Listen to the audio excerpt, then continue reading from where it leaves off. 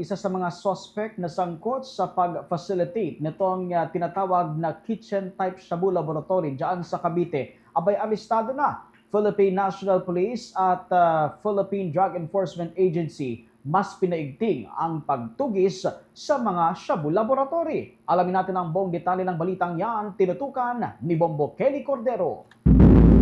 Arestado ang isa sa mga sospek na sangkot sa pag-facilitate ng clandestine shabu laboratory o kitchen-type shabu lab sa Tanza, Cavite. Sa isinagawang operasyon ng Cavite Provincial Intelligence Unit bandang alas 4:30 ng madaling araw noong January 29 sa Barangay 130, Pasay City na aresto si alias Yvonne, 31 taong gulang na residente ng naturang barangay. Matatandaan na nadiskubre ng mga otoridad ang shabu laboratory dahil sa insidente ng pagsabog sa isang inuupahang tirahan sa Leon Fojas Street, Barangay Sahud Ulan, bandang alas 6 ng gabi ng Martes. Dito nadiskubre ng otoridad ang mga paraphernalia at kagamitan na pinaniniwala ang ginagamit para sa produkto ng ilegal na droga. Nakatakas naman daw ang Chinese national na umuupa sa nasabing bahay, pati na rin ang iba pang kasamahan nito.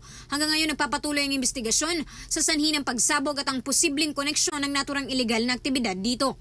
Samantala, aminado ang Philippine National Police na naalarma sila sa pagkakadiskubre ng nasabing laboratory.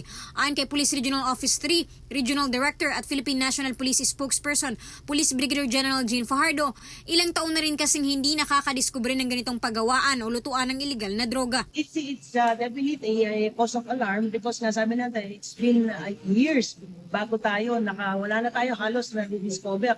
Unlike nung early 2000 na talagang sunod-sunod, na talagang nag-iba ng MO na dito na, dinadala na dito yung mga chemist nila, dito na niluluto kasi mas cheaper ang production.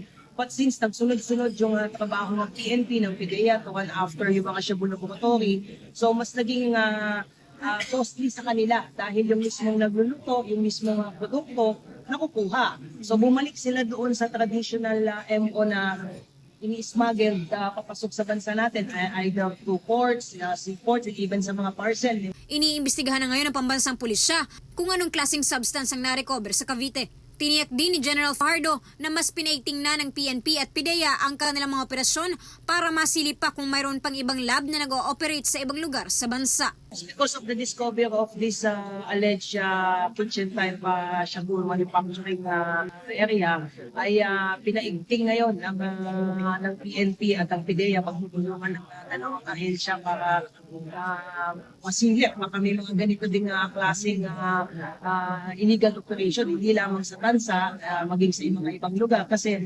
matagal na panahon na wala tayong nadidiscover ng mga ganito. Para sa Bombo Network News, Bombo Kelly Cordero nag-uulat para sa number 1 and most trusted radio network in the country, Bombo Radio Philippines. Basta Radio, Bombo!